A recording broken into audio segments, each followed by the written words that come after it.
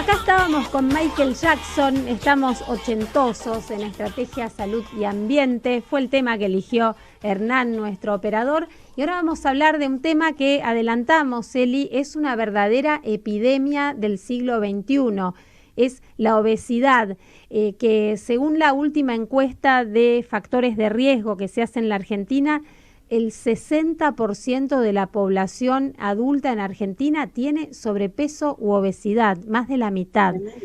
Pero bueno, para hablar... Realmente es alarmante la cifra. Sí, pero vamos a hablar con un especialista. No es lo mismo sobrepeso que obesidad en cuanto a lo estético y en cuanto a los riesgos de la salud, pero ¿quién mejor que un experto? Y ya vamos a la entrevista. En Estrategia, Salud y Ambiente... En Estrategia, Salud y Ambiente entrevistamos al doctor Axel Beskow. Él es jefe de cirugía esófago-gástrica y bariátrica del Hospital Italiano de Buenos Aires, matrícula nacional 87027, y ya los saludamos. Soy Gabriela Ensing y del otro lado Elisa Soto también, acá en Estrategia, Salud y Ambiente. ¿Cómo estás, Axel? ¿Qué tal? Buenas tardes, Gabriela y Elisa. Muchas gracias por la invitación. No, a vos, Axel. Antes de arrancar formalmente con la entrevista, quiero transmitirte un saludo que llegó, porque bueno, habíamos anunciado o anticipado la entrevista. Un saludo que llegó desde Jujuy. Teresita Grossenbacher quiere agradecerte por los ya 6 años de haber recuperado su salud, y también a las chicas, que imagino será un equipo. Ella está en Jujuy y te manda abrazos, y bueno, no queríamos dejar pasar el saludo porque bueno, ella también estaba muy deseosa de hacértelo llegar. Muchísimas gracias, muchas gracias. Qué lindo, qué lindo. ¿Ibas a decir algo, Axel, antes de arrancar la entrevista? Sí, me quería sumar a las felicitaciones por el premio que recibieron, porque la verdad que es muy meritorio. Muchas gracias. Bueno, muchas gracias. Vamos a ir al tema de la obesidad, y yo ya te hago la primera pregunta. Ahora no solo importa cuántos kilos, sino dónde los tenés acumulados, digo, en términos de observar este fenómeno como problema de salud. Sí, absolutamente. Es un tema bastante complejo. A veces parece simple, ¿no?, hablar de obesidad y de exceso de peso. Lo que pasa es que son términos que no son del todo iguales. Uh-huh. Es como querer equiparar un síntoma a una enfermedad completa. Si hablamos de obesidad, estamos hablando de un problema importante en general, uh-huh, que significa algo y que es verdaderamente una enfermedad. Mientras que exceso de peso puede no ser una enfermedad, puede ser, repito, una manifestación de la obesidad, pero no necesariamente. Entonces ahí entramos en un terreno medio relativo, eso primero. Y lo que hablas respecto de la localización es importante, porque cuando hablamos de obesidad hablamos de exceso de tejido graso.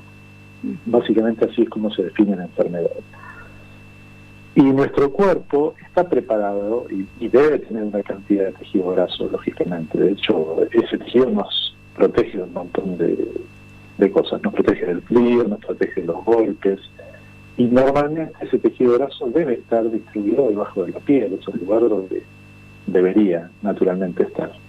Cuando hay un exceso de tejido graso, muchas veces se localiza en lugares que llamamos ectópicos, es decir, que son lugares donde no debería haber grasa. Y cuando eso ocurre, ahí se dan ciertos fenómenos sobre ese tejido graso que generan manifestaciones básicamente patológicas, hacen que ese tejido libere cierto tipo de sustancias y genere cierto tipo de efectos en el resto del organismo, que son justamente los que hacen daño, ¿no?, los que manifiestan enfermedades incluso secundarias a la obesidad. No sé si se entiende lo que estoy explicando. Sí, perfecto. Contanos cuáles son los lugares donde no debería haber tejido graso acumulado. Bueno, el lugar, por definición, donde no debería haberlo es básicamente en el abdomen. Es lo que se denomina grasa visceral, o sea, la grasa que está rodeando todos los órganos dentro del abdomen, rodeando el intestino, el estómago, el hígado, etcétera, ¿no? La misma grasa depositada en el hígado. Todo ese tejido graso es grasa que realmente en general se expresa dando problemas, ¿no? Generando problemas secundarios de salud. Es el territorio patológico del depósito de grasa. La gordura manzana que le dicen, y a diferencia de la gordura pera que por ahí se te acumula en las caderas, ¿eso es más de mujer que de varón o pasa en ambos? Eso es más de mujer, sí, es más de mujer que de varón. Esa distribución es la distribución que se llama más feminoide de la grasa, ¿no? La pera, la distribución en las caderas y en la parte alta de las piernas, en los muslos. Eso es lo más típico del exceso de peso en las mujeres, pero no tiene la trascendencia de la obesidad central. Es esa obesidad fundamentalmente localizada, como te digo, en el tronco, en el abdomen. Axel, es inevitable, y lo venimos haciendo ya desde hace tiempo con los distintos especialistas de las distintas disciplinas, involucrar la pandemia, ¿no? Y yo lo que querría preguntarte es en qué medida el hecho de haber tenido que estar en aislamiento, de alguna manera, aún quienes practican actividad física con frecuencia, no poder hacerlo, y el tema también de la alimentación, porque también estaba restringido, o sea, uno no podía salir libremente o todo el tiempo a comprar distintos productos y alimentos para la familia o para alimentarse. ¿Eso cómo impactó? Más allá de que hace un momento en una de las noticias Gaby hablaba de que más de la mitad de la población en Argentina está enmarcada en la obesidad. Sí, es importante lo que decís. Creo que para todos es conocido que uno de los principales factores de riesgo para el exceso de peso es el sedentarismo, ¿no? Y el encierro, por supuesto, durante la pandemia facilitó eso, generó que hubiera mucho más sedentarismo. Como dijiste muy bien, cambiaron los hábitos alimentarios. Creo que todos hemos pasado en pandemia por hacer panes y tortas y budines. Creo que no debe haber faltado a nadie que lo hiciera. Así que todos modificamos nuestros hábitos. Y en un relevamiento que se hizo muy cercano a la pandemia, yo pertenezco a una sociedad científica, que es la Sociedad de Cirugía de la Obesidad en Argentina. Esa sociedad hizo una investigación justamente para ver ese impacto, y realmente se encontró que el impacto fue muy importante. En promedio hubo entre un 5 y un 10% de aumento general de peso en la población. Por supuesto que cuando uno habla con personas, entre el 5 y el 10% globalmente. Realmente muy importante. Los pacientes que presentaban algún grado de sobrepeso fueron los que obviamente más impacto tuvieron. ¿Y volvieron a hacerla la encuesta para ver si ya lo bajaron o eso quedó? No se repitió la encuesta. Sería muy interesante hacerla. Axel, otra pregunta. ¿Cómo impacta el famoso o el llamado estrés, que también uno piensa que, no piensa, sino se señala que es, digamos, una cuota de estrés es hasta saludable, pero cuando eso no se excede, ¿cómo impacta eso en la alimentación e incluso en el metabolismo? Bueno, eso es muy difícil de cuantificar o de valorar de alguna manera más o menos objetiva. La verdad que es difícil. Yo te diría que no hay una evidencia clara de una relación lineal. Eso es muy difícil de comprobar.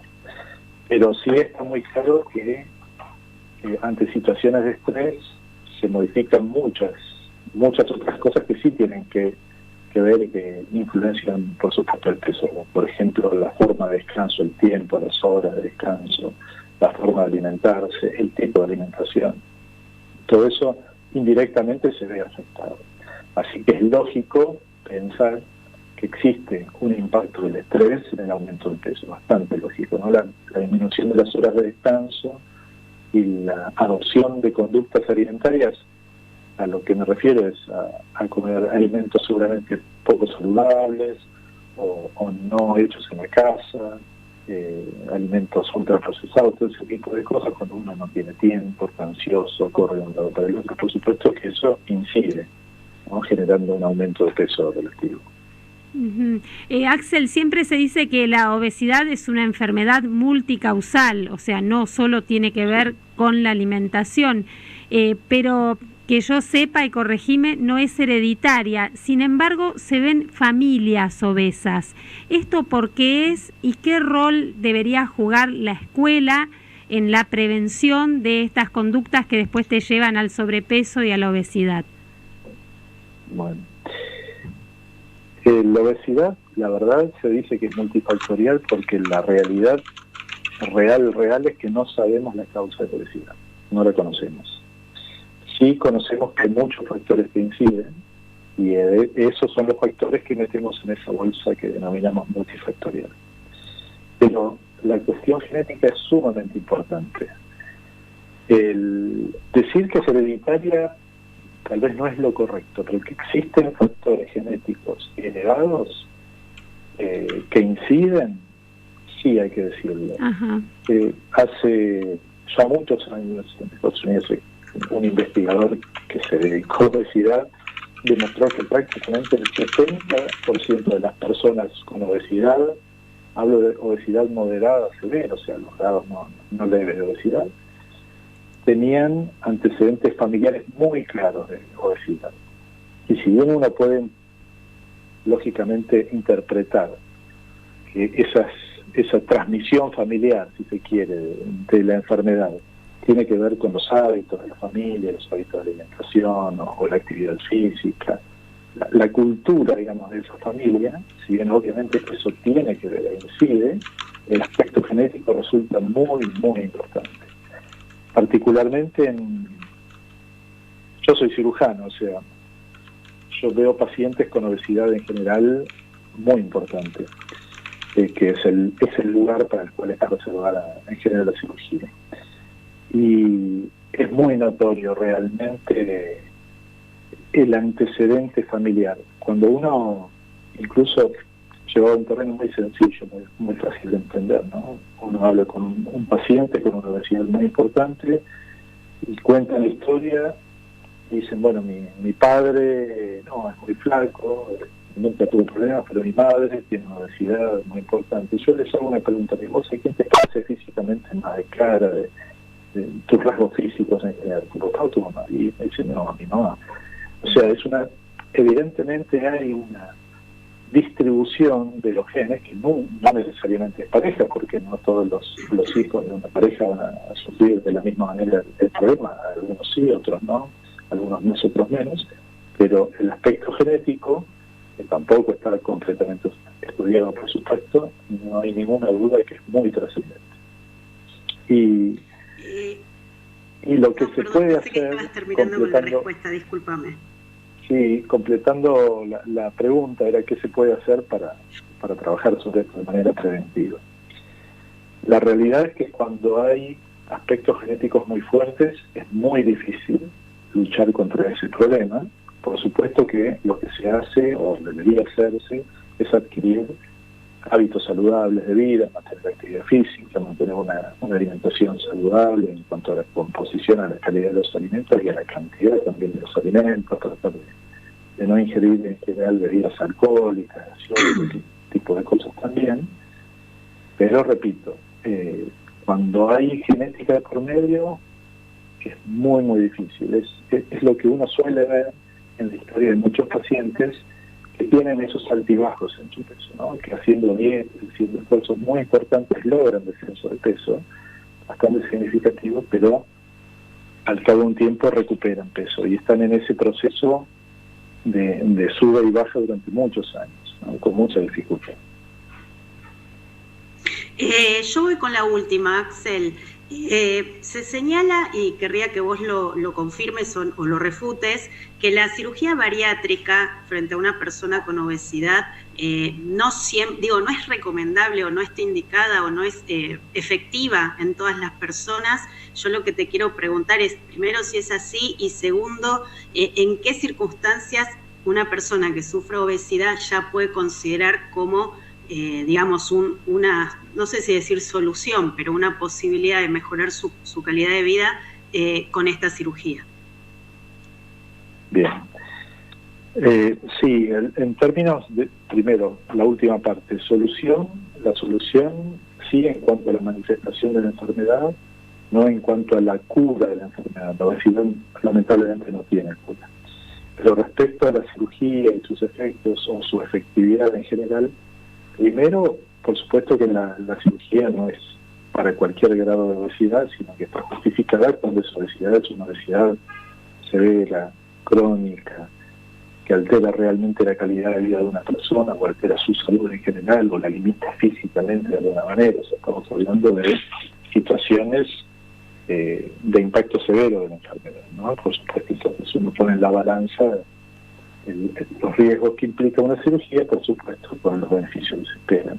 En términos de efectividad de la cirugía, es muy efectiva. Lo que ocurre es que con la cirugía nosotros modificamos una serie de procesos fisiológicos. Esos procesos fisiológicos, al ser modificados, generan un impacto, pero muy importante en la forma en la que esa persona se alimenta después, ¿no? La persona operada normalmente no siente hambre, come muy poquito y se siente saciado, con lo cual llevan adelante una vida, entre comillas, normal, porque no les genera ningún esfuerzo la forma de vida posterior a la cirugía, y con un poco, incorporan poca cantidad de calorías, y eso permite que, sumado a otro tipo de conductas, por supuesto, vayan bajando de peso. Pero también es cierto que nuestro organismo, que es sumamente plástico, tiene un gran poder de adaptación, y en muchas personas esa adaptación hace que los mecanismos que nosotros modificamos con el paso del tiempo vayan perdiendo algún grado de efectividad. Entonces, es fundamental que cualquier persona que se opera, además, entienda la forma de vida que debe seguir luego de la cirugía, ¿no? Que comprenda que debe alimentarse sanamente, que debe incorporar actividad física, cosa que probablemente antes no podía hacer porque el mismo peso lo limitaba. Luego de la cirugía, la idea es que lo implementen y que con esas conductas, en general, de alguna manera se anticipen y se defiendan de esos procesos de adaptación que existe hacia la cirugía. Seguro. Axel, muchísimas gracias. La verdad que es un tema muy amplio y muy importante, así que no lo podemos agotar hoy. Seguramente más adelante seguiremos conversando contigo acerca de la obesidad, del sobrepeso y cómo prevenirlos. Por el momento te agradecemos mucho haber estado en Estrategia Salud y Ambiente. Muchas gracias a Axel. ustedes. Bueno, estuvimos hablando con el doctor Axel Beskow. Él es jefe de cirugía esófago, gástrica y bariátrica del Hospital Italiano de Buenos Aires, que nos habló de la diferencia entre sobrepeso, que es por ahí un síntoma, y la obesidad como enfermedad, los nuevos enfoques, el tema de la cirugía, en qué casos sirve. La verdad que muy interesante.